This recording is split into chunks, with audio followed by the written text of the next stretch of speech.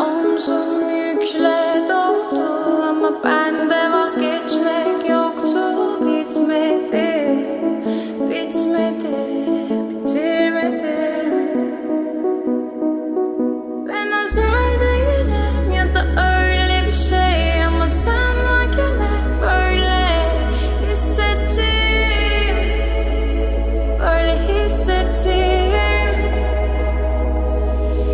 Yanan her şey görünmüyor olmalı, bunu sen de hatırlarsın da artık